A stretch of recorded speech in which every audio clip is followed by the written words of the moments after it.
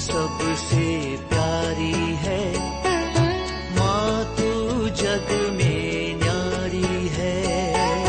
माँ तू सबसे प्यारी है, माँ तू जग में न्यारी है। अपने आंचल में रखना, अपने आंचल में रखना, हमें वरदानों से भरना। माँ तू सबसे प्यारी है, माँ तू जग में न्यारी है। माँ तू सबसे प्यारी है, माँ तू जग में न्यारी है। पिता, पुत्र और पवित्र आत्मा के नाम पर आमीन। आप सबों को जय यीशु। आज का क्लास मेरे पास एक सवाल आया बाइबल के विषय में, उसका उत्तर देना चाहूंगा। सवाल करने वाला शायद पुराना विधान को नहीं मानने वाला व्यक्ति है, क्योंकि अनेकों पेंटेकोस्टल कलीसिया पुराना विधान को, ओल्ड टेस्टमेंट को नहीं मानते। उन लोग उस ओल्ड टेस्टमेंट के वचन को केवल दशमांश लेने के लिए इस्तेमाल करता है, बाकी वचनों को वो मान्यता नहीं देते।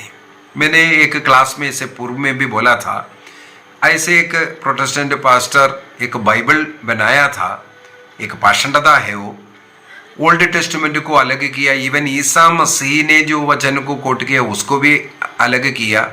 केवल ईसा मसीह के उन वचनों को जोड़ करके एक बाइबल बना करके बोला इतना ही बाइबल काफ़ी है, इस बाइबल से हम मुक्ति प्राप्त करेंगे। मतलब एक प्रकार का पाषंडता है, क्योंकि उनको मालूम नहीं है ये क्यों है। तो ये पूछने वाला बहुत एक अच्छा सवाल बना करके पूछा है। वो पूछ रहा है, क्रिस्तीय लोग यहूदी धर्म ग्रंथ को क्यों अपनाया है? उनका सवाल यही है। ये ओल्ड टेस्टमेंट भी नहीं बोला, यहूदी धर्म ग्रंथ अर्थात तनख, तोरा, नबीम और खतुबीम, ये तीनों मिलकर के तनख है। यहूदियों का धर्म ग्रंथ का नाम तनख इसलिए है क्योंकि उसमें 3 विभाग है।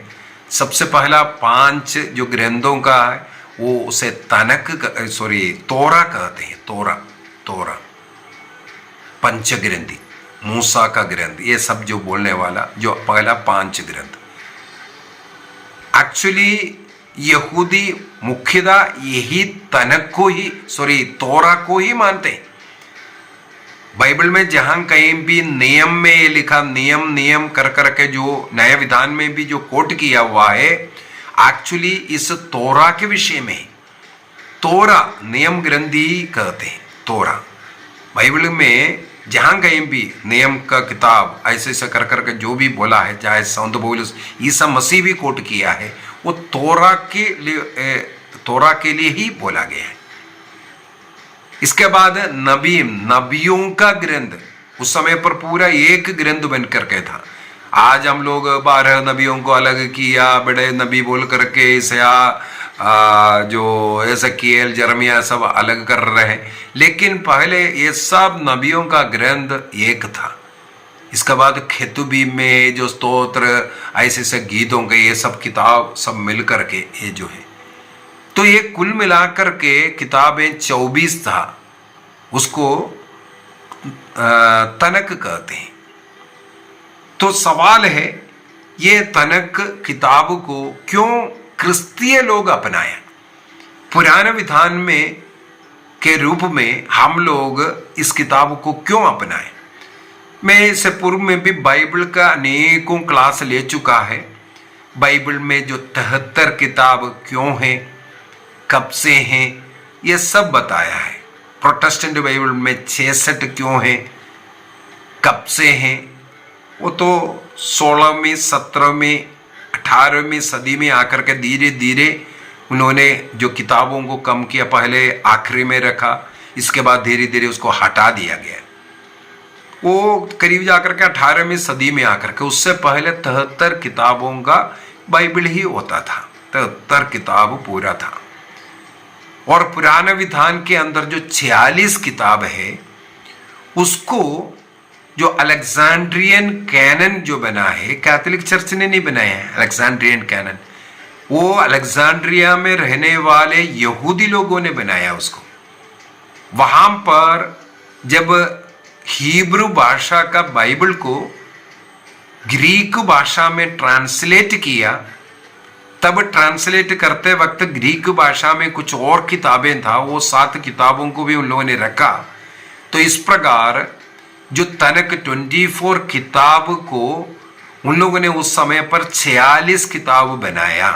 ये अलेक्जेंड्रियन कैनन में क्रिस्त के पूर्व में हुआ। उस 46 किताबों का वो यहूदी धर्म ग्रंथ को, जो तनक का नाम है, सप्तजिंद कहते थे। सप्तजिंद 70 से, क्योंकि वो ट्रांसलेशन इब्रानी भाषा से यूनानी भाषा में ट्रांसलेट किया 70 विद्वान के द्वारा। उस 70 से उस किताब का नाम सप्तजिंद पड़ा।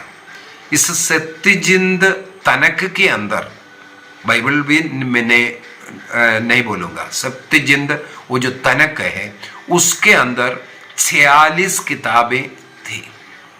वो आकर के ईसा मसीह के समय पर भी उस 46 किताब का बाइबल को इस्तेमाल करता था। मैंने एक क्लास लिया था उसका, उसके अंदर मैंने प्रूफ क्या क्या है। इवन ईसा मसीह के जन्म के समय पर मत्ती के सुसमाचार अध्याय 1 के अंदर जो भविष्यवाणी, जो इसहाक के द्वारा जो बताया हुआ, जो भविष्यवाणी को लिखा हुआ, वो सप्तजिंद ट्रांसलेशन वाला भविष्यवाणी लिखा हुआ है। सप्तजिंद भाषा में ट्रांसलेट किया वो भविष्यवाणी को लिखा हुआ है। इसलिए पता चला है वो उस समय पर ईसा मसीह और आदिम कलीसिया, ईसा मसीह के प्रेरित लोग इस्तेमाल किया हुआ किताब सप्तजिंद 46 किताबों का था। लेकिन यरूशलेम में रहने वाला यहूदी लोग उसका तिरस्कार किया। हम यूनानी किताबों को स्वीकार नहीं करेंगे, वो 46 किताबों को हम स्वीकार नहीं करेंगे। इसलिए वहां पर यहूदी सम्मेलन हुआ, वो AD 100 के करीब हुआ था। इसका मतलब ईसा मसीह के जन्म के बाद, और हमारा बाइबल भी लिख चुका है तब तक, नया विधान जो लिखा हुआ, वो उस समय पर यहूदी लोग, क्योंकि क्रिश्चियन लोग सप्तजिंद यूनानी ट्रांसलेशन को इस्तेमाल कर रहा था, तो उनका विरोध करने वाले यहूदी लोग, यरूशलेम के जो यहूदी लोग, वहां पर सम्मेलन करके, यामनिया जो काउंसिल कहते हैं उसको, वो AD 98 के समय पर शुरू हुआ था। उसके अंदर वहां के जो यहूदी जो लोग हैं, निर्णय किया हम ये 46 किताब का ग्रीक जो ट्रांसलेशन को स्वीकार नहीं करेंगे, जो सप्तजिंद उसको नहीं, बल्कि जो 36 हिब्रू बाइबल को स्वीकार करेंगे। 36 है उसके अंदर। इसके बाद वो भी उन्होंने तिरस्कार किया, हम 36 को भी नहीं मानेंगे, हम अपना वो 24 में रहेंगे। वो जो डिविजन भी किसने किया? यूनानी लोगों ने, ग्रीक लोगों ने अलेक्जेंड्रिया में किया था, वो डिविजन को भी उन्होंने नहीं माना। वो बोला हम 24 का तनक को ही रखेंगे। आगे चल करके प्रोटेस्टेंट जब आंदोलन शुरू हुआ, तब मार्टिन लूथर जब बाइबल बनाया, ये जो 7 किताब उसको उन्होंने आखिरी में रखा, आखिरी में रखा उसको एक साथ दूसरा पुराना विधान के साथ नहीं रखा, लास्ट में उसको रखा। लेकिन आगे चल करके ये 7 किताब जो आखिरी में रखा उसको भी हटाया, अर्थात उन लोग यहूदी महासभा का ये जो बातें हैं, हिब्रू बाइबल को हम मानेंगे, उसको माना है।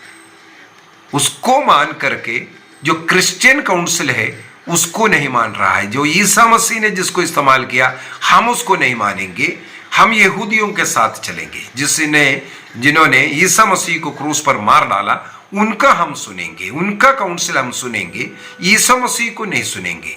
ये बोल करके उन लोगों ने हिब्रू बाइबल का, लेकिन वो 24 को 36 मान लिया, जैसे यूनानी लोगों ने उसको डिवीजन किया, उसको मान करके, लेकिन 36 को ले लिया। इसीलिए उनके बाइबल में 66 किताब है, 66 किताब के कारण ये है। कैथोलिक लोगों ने ऐड किया, जोड़ दिया, ये सब गलत झूठ। लेकिन इस नया विधान का जो 27 किताब दिया, ये कैथोलिक ने दिया है, वो प्रोटेस्टेंट भी अपना लिया। ये जो नया विधान का 27 किताब, ये कैथोलिक कलीसिया निर्णय किया कौन सा किताब है, कहाँ है, ये सब जो लाइन में लगा करके, जो लिस्ट बना करके उसके ऊपर कैनन बनाया, उसको एक्सेप्ट करने वाला कैथोलिक कलीसिया, उसको इन्होंने स्वीकार किया। वो भी ग्रीक था, ग्रीक में लिखा हुआ नया विधान, ग्रीक में लिखा हुआ सेप्तजिंत को इन्होंने हटाया, लेकिन हिब्रू जो यहूदियों का वो उसको दिया। अभी यहूदियों का वो किताब लेने वाला वही प्रोटेस्टेंट अभी पूछ रहा है यहूदी धर्म ग्रंथ को क्यों बाइबल का भाग बनाया, क्योंकि मैंने बोला है अनेकों प्रोटेस्टेंट लोग ये जो ओल्ड टेस्टमेंट को नहीं मानते हैं, वो गलत है मानते हैं, और उसका जरूरत नहीं है, केवल नया विधान है वहां ये सिखाते हैं। क्या कारण है? उनकी अज्ञानता के कारण, बाइबल का ज्ञान की कमी के कारण, अपने बुद्धि का इस्तेमाल करने के कारण। यदि आप सही रूप से बाइबल को पढ़ेंगे, पुराना विधान के बगैर नया विधान अधूरा है। नया विधान अधूरा है जब तक उसके साथ पुराना विधान का 46 किताबों को नहीं जोड़ा है। जिस प्रकार नया विधान को पवित्र आत्मा के प्रेरणा से लिखा गया है, ये मानते हैं, उसी प्रकार कलीसिया जो पुराना विधान के 46 किताबों को भी मानते हैं। कैथोलिक कलीसिया का धर्म शिक्षा ग्रंथ कैटेकिज्म ऑफ कैथोलिक चर्च 121 में बाइबल का जो धर्म ग्रंथ का इस प्रकार का जो व्याख्या करके हमें दे रहा है। जो धर्म ग्रंथ के अंदर पुराना विधान को हम हटा नहीं सकता, ये लिखा है, ये हट नहीं सकता, इससे बगैर नया विधान अधूरा है। वो भी पवित्र आत्मा की प्रेरणा से लिखा गया है, और आज भी जितना वैल्यू पहले था उतना कीमत, जितना रेस्पेक्ट उस ओल्ड टेस्टमेंट को भी है, और उसके अंदर जितना भी ईश्वर का वाणी है उतना ही माननीय है। इसके बाद हमें सिखाते हैं नया विधान पुराने विधान के अंदर छिपा हुआ है। नया विधान छिपा हुआ का मतलब है old testament is the shadow of new testament. पुराने विधान के अंदर प्रत्यक्ष रूप से ईसा मसीह नहीं दिख रहा है, लेकिन पुराने विधान के अंदर कई भविष्यवाणियां, कई लोग, कई घटनाएं ईसा मसीह की ओर इशारा करता है, ईसा मसीह का प्रतीक मिलेगा। बाइबल को अच्छी तरह समझेंगे, ईश्वर एकदम अपने को प्रकटीकरण नहीं किया। ईसा मसीह का जन्म ईश्वर का पूर्ण प्रकटीकरण है। ईसा मसीह के संसार में आने के बाद अभी कोई भविष्यवाणी की जरूरत नहीं है। भविष्यवाणियां समाप्त हुआ उसके साथ। उत्पत्ति से लेकर के ईश्वर अपने को धीरे धीरे प्रकट करते हुए आया। अपने सृष्टि में ईश्वर की महिमा को प्रकट किया। इसलिए स्तोत्र ग्रंथ 19:1 के अंदर हम लोग यही पढ़ते हैं, आकाश प्रभु का महिमा को प्रकट करता है। प्रभु का सृष्टि आदम और हेवा ईश्वर का प्रतिरूप बना करके वो एक प्रकटीकरण था।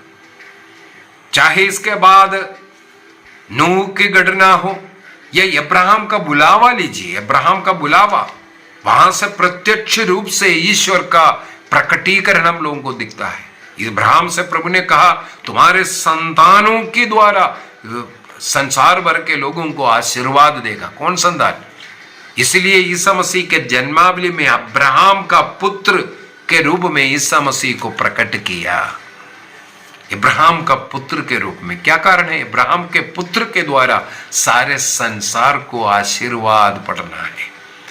चाहे इब्राहिम हो, चाहे मूसा हो, चाहे पूर्व पिता कोई भी हो, इस प्रकार नबियों के द्वारा ईश्वर अपने को प्रकट करते हुए आया। और अंत में वो जो भविष्यवाणियां ईसा मसीह में पूरा हुआ है।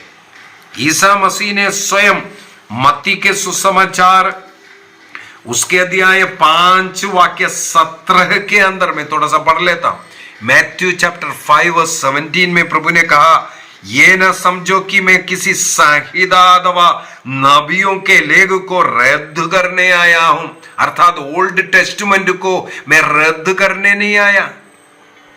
संहिता या नबियों का लेख, ओल्ड टेस्टमेंट, संहिता का मतलब में मैंने बोला पंचग्रंथी, नबियों का लेख बाकी जो किताबों के लिए बोल रहा है, इसको मैं रद्द करने नहीं आया, उन्हें रद्द करने नहीं बल्कि पूरा करने आया हूं। इसका मतलब जो कुछ भविष्यवाणियां प्रकटीकरण पुराना विधान में हुआ वो ईसा मसीह में पूरा हुआ है।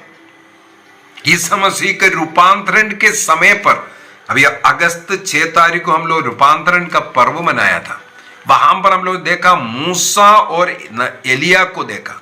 मूसा क्या है? मूसा क्यों आया? क्योंकि मूसा जो नियम है उसको बताने के लिए, संहिता को दर्शाने के लिए आया। इसका मतलब संहिता का पूर्ति ईसा मसीह में हुआ।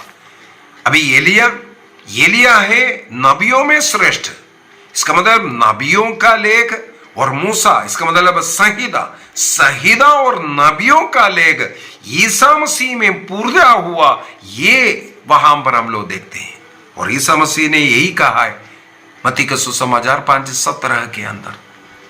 इसका मतलब पुराना विधान के बगैर ये नया विधान अधूरा है। ईसा मसीह में जो कुछ पूरा हुआ वो कहां लिखा है? पुराना विधान में लिखा हुआ है। इसलिए पुराना विधान किसके लिए क्या लिखा, कहां लिखा, यह सब समझ करके उसको सीखना है, सिखाना है। जो गलत सिखा रहा है, इसी वजह से ये सब गलतियां हम लोगों से होता है। और ईसा मसीह स्वयं अपने जीवन काल में पुराना विधान का कई भविष्यवाणियां, कई बातें कोट कर करके बोला। सप्तजिंद बाइबल से 46 किताब का उसको इस्तेमाल करता था, उससे प्रभु ईसा मसीह ने कोट किया था। कई रेफरेंसेस ईसा मसीह का भी, और चाहे संत पौलुस हो, ये सब लोग पुराना विधान का रेफरेंस लेता हुआ हम पाते हैं। इसका मतलब वो अभी भी लागू है। जितना पहले वो पवित्र था, आज भी वो पवित्र है। ईसा मसीह के आगमन के द्वारा ईश्वर का वो जो प्रकटीकरण या जो प्रकाशना, जो भविष्यवाणियां, ये जो है ये समाप्त तो हुआ। इसका मतलब इसके बाद अभी एक नया प्रकटीकरण का या भविष्यवाणी की जरूरत नहीं है। अभी केवल जो हुआ है उसको सिखाने वाला, उनको सब कुछ हम लोग नहीं समझ रहे, धीरे धीरे समझ रहा है। अभी ईसा मसीह शिष्यों के साथ रह करके कई चीजें सिखाया। उस समय पर शिष्यों को समझ में नहीं आया। कब समझ में आया? ईसा मसीह का मृत्यु के बाद। इसलिए कहा जाता है कलवारी में, क्रूस पर हृदय को खोला गया। हृदय को तब खोला गया और तब उन्हें ज्ञान मिलने लगे, एक एक याद आने लगे। ईसा मसीह ने ये कहा था, वो कहा था। तो वचन अभी खुलते जा रहे। कई रहस्य कई लोगों के द्वारा समझाते रहे। इसलिए ईसा मसीह ने कहा मुझे जाना जरूरी है, तुम्हारे लिए अच्छा है। क्यों? मैं जाने के बाद पवित्र आत्मा को भेजूंगा। अभी पवित्र आत्मा क्या करेगा? योहन का सुसमाचार उसके अध्याय 14 वाक्य 26 के अंदर प्रभु ने कहा, जब पवित्र आत्मा तुम पर आएगा वो सब कुछ तुम्हें स्मरण दिलाएगा, याद दिलाएगा। जो कुछ मैंने सिखाया उसको समझाने वाला, सिखाने वाला, वो प्रज्ञा की आत्मा, ज्ञान की आत्मा आएगा, हमें बाइबल को समझा सकता है। जो लोग पवित्र आत्मा से भरा नहीं, वो पुराना विधान से नफरत करता है। तो बाइबल में पुराना और नया विधान होना और 73 किताब होना जरूरी है। ईसा मसीह यही चाहते हैं और ईश्वर की आत्मा की प्रेरणा से ही कलीसिया सबसे पहले जो परंपरा में जो सिखाते आया, उस परंपरा से बाइबल को लिखा गया और ईसा मसीह के द्वारा जो कलीसिया को जो अधिकार दिया गया, पेतरुस को जो अधिकार दिया, आज संत पापा को अधिकार है, वो अधिकार के साथ जो सिखाता है ये हमें माननीय है। आइए हम अपनी आंखें बंद करें, पुराना विधान और नया विधान को एक साथ पढ़ने का, एक समान आदर देने का और अभिन्न भाग है पुराना विधान, ये स्वीकार कीजिए। यदि कोई पुराना विधान के विरुद्ध बताते हैं, वो क्रिस्त विरोधी, पवित्र आत्मा का विरोधी, ईश्वर का विरोधी है। क्योंकि पुराना विधान भी ईश्वर का प्रेरणा से ही लिखा गया है, पवित्र आत्मा के प्रेरणा से ही लिखा गया है। चर्च उसको स्वीकार करते हैं क्योंकि उसके अंदर ईसा मसीह के विषय में लिखा है।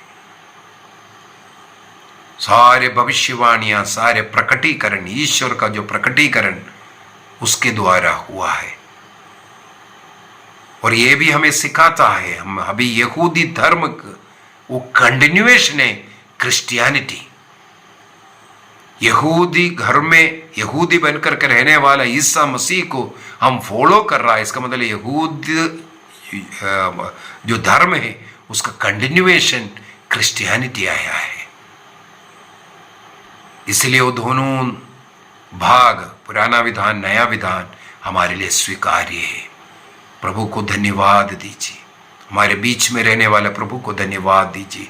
आप सबों को प्रभु का अनुग्रह, आशीष आपको, आपके परिवार को मिलता रहे। पिता, पुत्र और पवित्र आत्मा के नाम पर आमीन। आप सबों को जय यीशु।